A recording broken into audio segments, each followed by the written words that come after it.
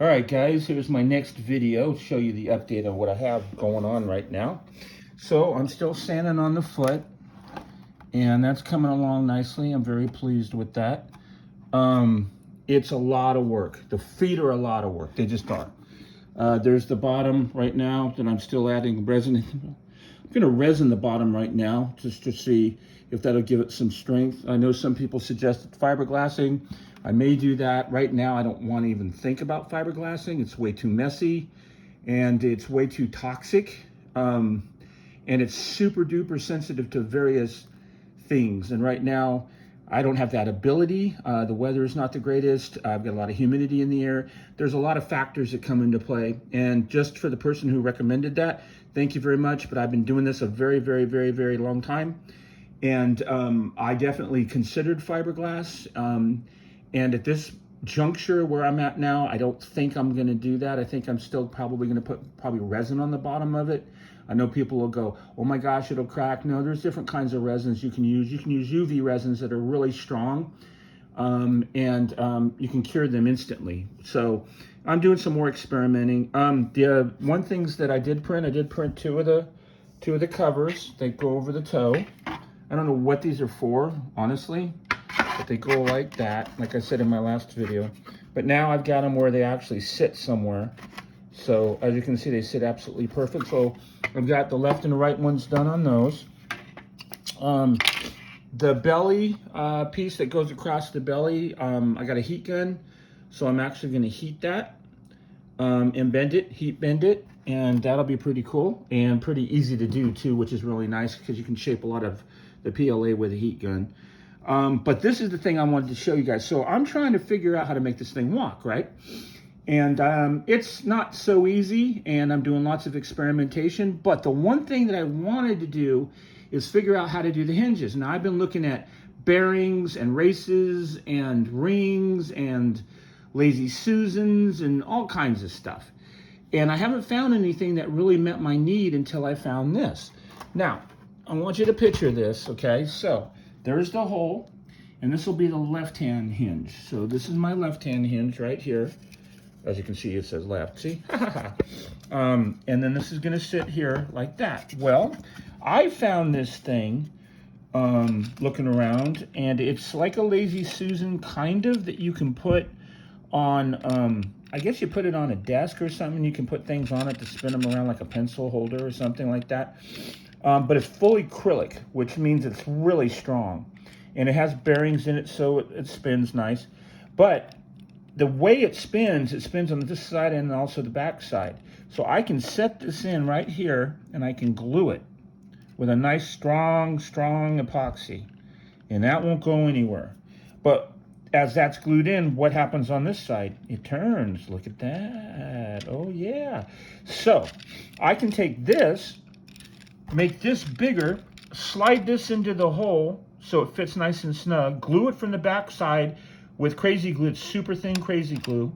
So that's holding on like that. So it won't be sticking out like this. It'll actually be recessed, and you'll have this dial showing. And of course, that's going to be glued to this. And it's actually going to sit, I've already done the measurements with a micrometer. It's going to sit absolutely perfect right here and move back and forth like this. Now, the range of motion to walk in this thing isn't that big a range of motion. Not really. I don't think it'd be more than, I don't know, 30, 40 degrees maybe? I don't know. I haven't played with a protractor yet to figure out what the degrees are. But as you can see, it doesn't spin like a spinner, right? But it moves back and forth like that. Nice and evenly smooth too. So I think that this will work absolutely perfect. Of course, once I get it mounted, I'll show you guys in a video how it looks. But I think I found my issue for my hinge. And since this is glued to the bottom of this, let me move this out of the way for you guys. Okay, so since that's glued to this, all of this is going to be absolutely attached perfect to that block sits inside of there. Let's see if I can get that. It's hard to do with one hand. There we go. And see how it contours right through here? Now look at how that sits. See how it contours right there? See how it sits right there in the middle? Do you see how it juts out just a little bit? That's what you want. You want this thing to sit absolutely perfect. So as it moves, it's going to take this entire assembly with it, right down here. Okay, and that'll cause this to move back and forth, back and forth, back and forth. Now, right now, my plates are too thick. They're too thick. When it tries to move, and it does try to move, I've already done some experimenting on it. When it tries to move, it gets hung up and it gets stuck. So I'm going to have to sand this down really thin with a palm sander all the way through this. All the way through this, I'll have to cut down some of this inside of it. And the other thing that I'll have to do is put a track in, like I said, right here. The track's going to sit right here. So it's just going to slide back and forth like this. This is going to take some experimenting. I'm going to do a lot of focus after I get all of Robby printed and primed. All the pieces primed, you know, sanded, filled, primed. Those are I'm going to put away for now. And I'll just start assembling the lower half off and on. I'm going to focus on how all my effort to make this thing walk. And I want to make it walk in such a way that it's really comfortable. And I already have in my head how I want it designed. And I am going to have a harness. And instead of welding a harness, I mean, I might do that. But the first thing I'm thinking of using is like a head halo. Like when you have accident victims have spinal injuries and they have to keep their head straight, or, you know, they die pretty much. Well, I found some on the internet from some medical supply houses that they have high ABS. So it's very lightweight across the chest. It's shaped already across the chest. And then I can just build upon the halo. So it'll be like a big piece of armor in the front and the back for strength. And then you can just attach different things. And the thing about a halo too, is it has attachment points for rods that would hold your head in, you know, upright. And I think I can use those attachment areas because your rod slides through and then has a thumb screw that tightens it down.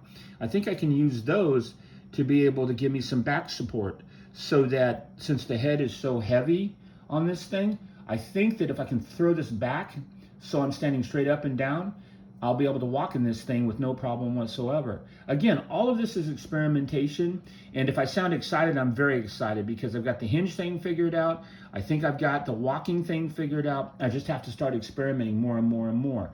You know, it's funny. I'm sure there's a lot of engineers out there, and I've been an engineer for, you know, almost 40 years. And the way we think is we don't let go.